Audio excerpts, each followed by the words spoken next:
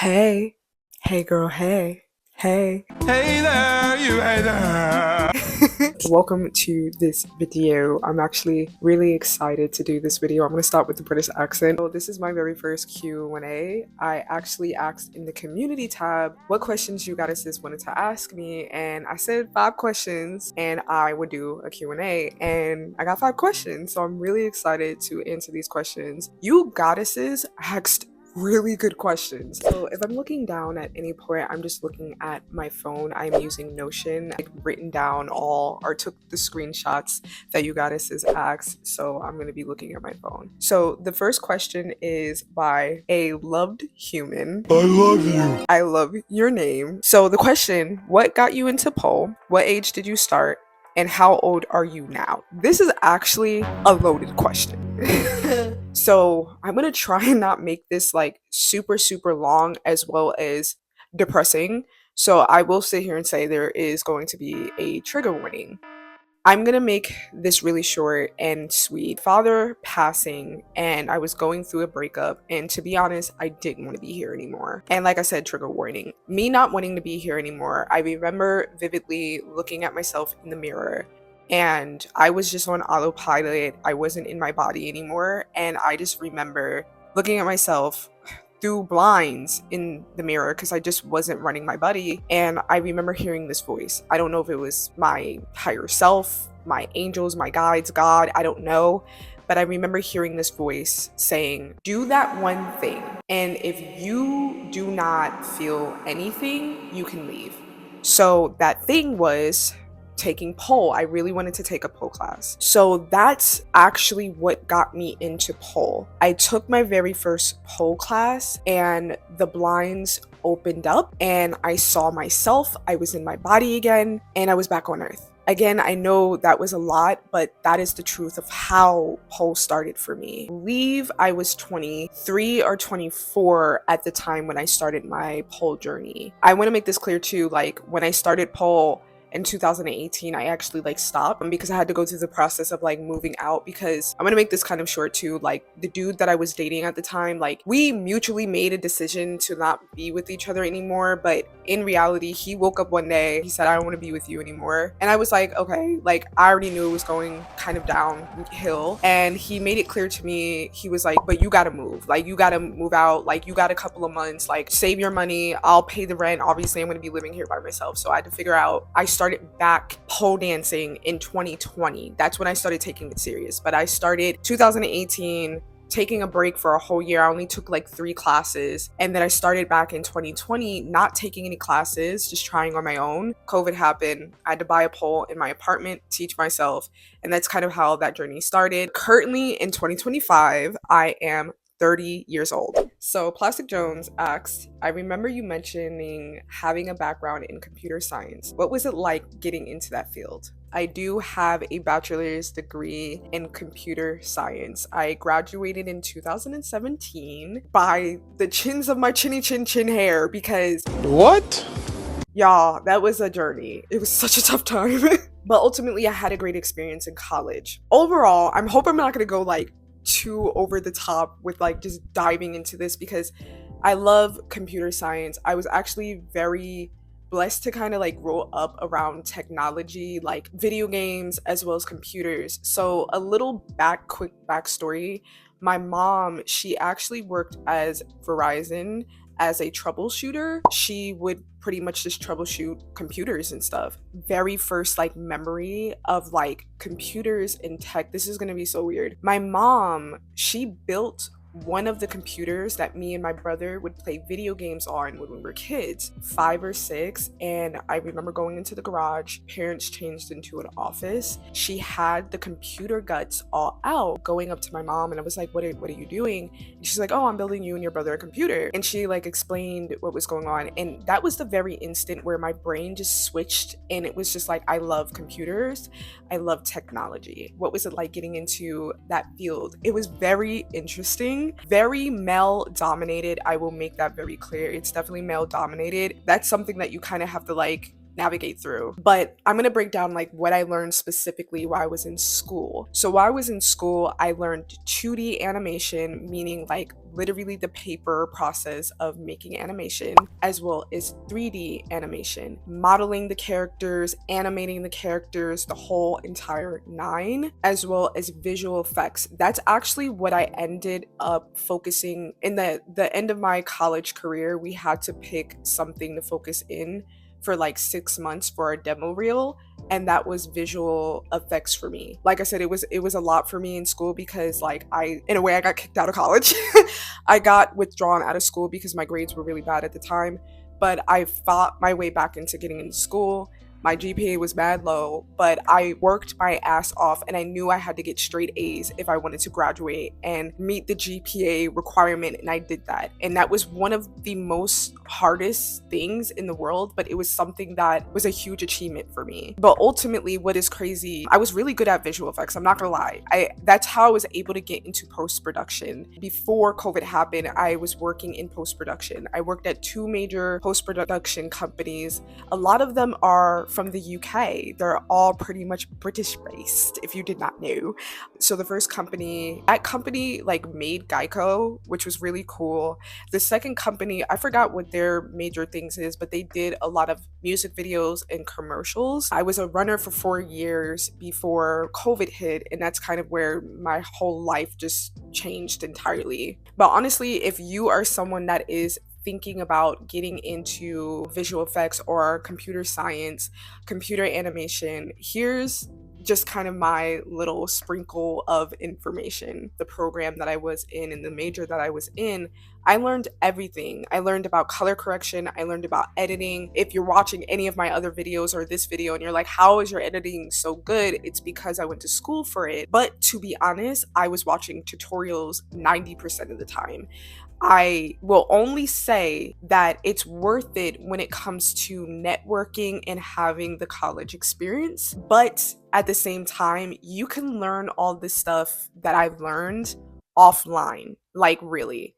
If I'm being honest, I would say it's like 60% worth going to college for computer science, computer animation. I'm in debt because of college, point blank period. I don't regret. I am really grateful for the opportunity. But at the same time, if I can go back in time, I may not have done it. I wouldn't say it's really easy to get into the field, but it wasn't hard for me. You just have to really want it and you have to have passion behind it. That's all I'm really gonna say. But ultimately, if you are someone that is like interested in like wanting to know how to like edit specifically, I am actually going to be making courses very, very soon when it comes to how to edit, as well as like creating thumbnails. Plan on making a YouTube channel and you're like how to make a banner and logos, I'm going to be creating a course as well available to you goddesses to help you along on that journey. So definitely stay tuned for that. This one is the question I've been waiting for.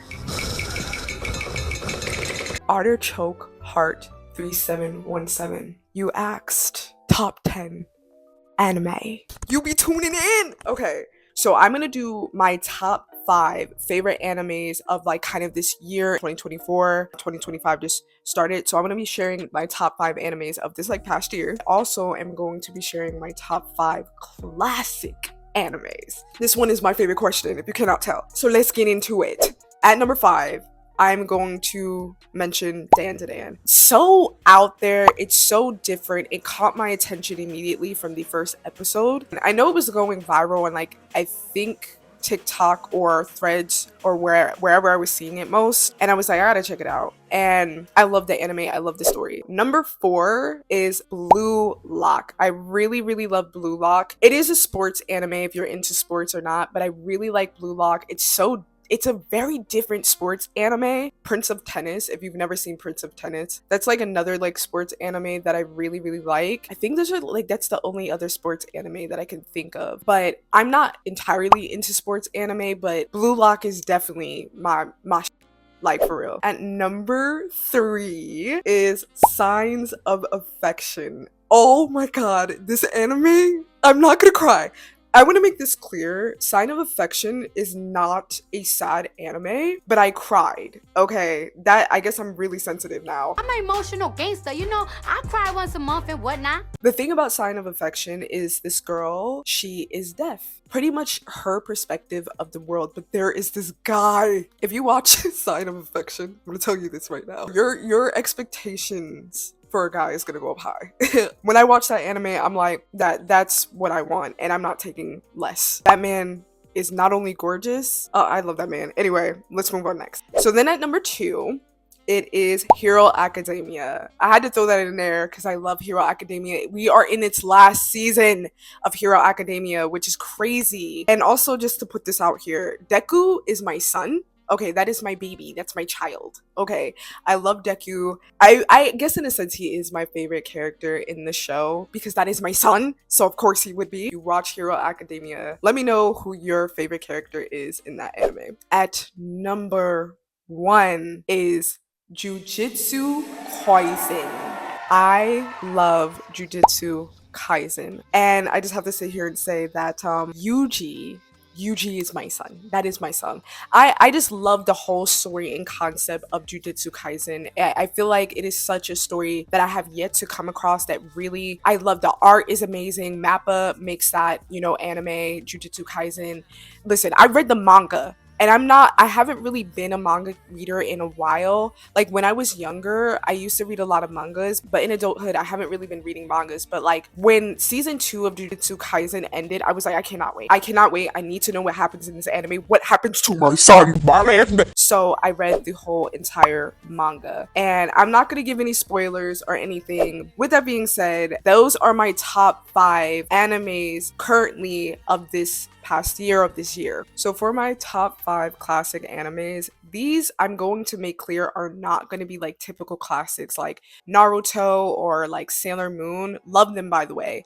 But these are going to be like off the grid, I feel like uncommon animes, to be honest. So let's get into it. At number 5, okay, I'm going to say the actual name of it, which is 3 by 3 Eyes, I believe. I used to call it 3x 3 Eyes. And that anime, I think it was made back in like the early 80s, but it is the most goriest anime. But not only that, the story is really interesting, okay? It is so out there, just so different. Again, a classic. It's a classic in my opinion. When I was introduced to it in like middle school, I think it was in 8th grade, it kind of just changed my whole perspective on like animes and stuff like that. Is definitely something to check out. You're gonna have to look it up online because it's not streaming anywhere. Because when I watched it, the person had a DVD for it. So then at number 4, it's Chobits. Chobits is definitely I feel like underrated anime, but I feel like it's very different as well. The reason that I love Chobits is because it has to do with technology.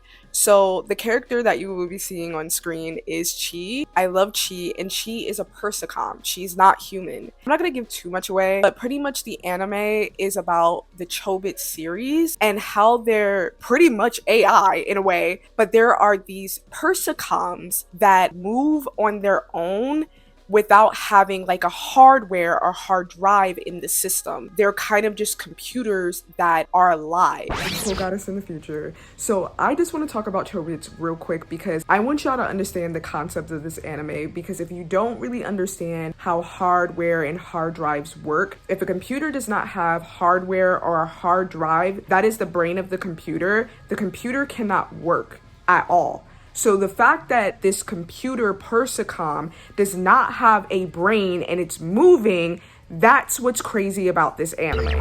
Anyway, it's really interesting. This is not an anime I should have been watching at 11 years old. If you've seen it, you know why. It's 17 plus. But anyway, I love that anime. That was one of the animes that actually I feel like introduced me and opened up a whole new world for computers for me. Then at number 3 is Paradise Kiss. I genuinely believe that this is such an underrated anime. Actually, I take it back. It's not as underrated as I think. I genuinely feel like the anime in itself is like very known when it comes to fashion. I feel like it's an anime. Stop texting me!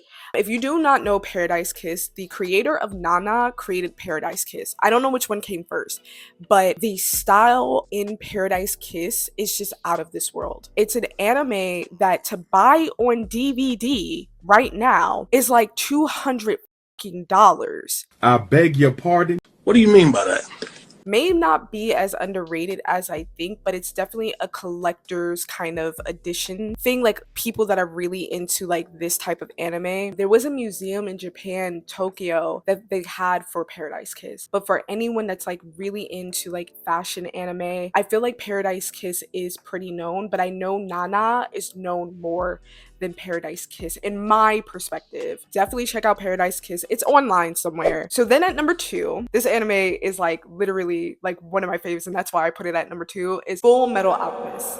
I love Full Metal Alchemist. I actually used to read the manga when I was younger, and I would draw Ed because I loved Ed as well as Al. Like I would draw their characters a lot. This is why I love anime, and like I'm so happy I was young watching Full Metal Alchemist because it really taught me a lot about the world. And Full Metal Alchemist, it talks about lust, gluttony, the 7 deadly sins. So it's like one of the first animes that I watched that like really introduced the 7 deadly sins, and it goes into depth. I recommend this anime, but it's like one of those animes that it's pretty effed up, I'm not gonna lie. And I also want to make this clear, like I do love Full Metal Alchemist Brotherhood, but I'm talking about the original, like the original Full Metal Alchemist. I cannot find the original anywhere online, can't find it anywhere, which is so weird to me. I don't know why that is, but I do love Full Metal Alchemist Brotherhood because it does go more in depth compared to the original anime. But I used to watch the original anime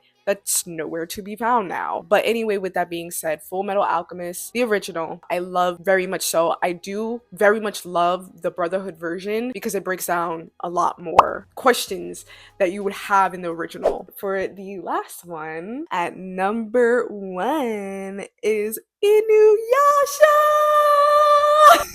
I love Inuyasha. Like, first off, Inuyasha was like the first actual anime that I learned was an anime. So, quick little backstory. I was shipped to Florida every summer to my grandmother's house. My grandmother's house was literally in the boonies, okay? We lived in the middle of nowhere. So, our fun time was going to the library. I was a library kid, but the thing is, at this library, they would have DVDs. So, the girl that lived next door, she would come during the summer. So, she was my bestie. Elena was next door. So pretty much like Elena would come over and we would go to the library because she liked to read and she also was into anime. So that was pretty dope. Like at a young age, I was surrounded by people that loved anime as much as I read mangas. So she really introduced me to Inuyasha and anime. So I remember us going to the DVD section. She's like, oh my god, I love this anime. And I was like, what is this? And she's like, Inuyasha, like you should so watch it. It's so good. And I was like, okay. So after kind of like reading the books or watching a lot of DVDs that I wanted to watch, that was what was left on the counter. I remember putting the DVD in, and still to this day remember the episode was the Thunder Brothers, and I still remember that so vividly. I actually thought it was a Comedy Central show, and maybe I might have been mixing that up with Adult Swim because I think it was on Adult Swim at the time. But anyway, I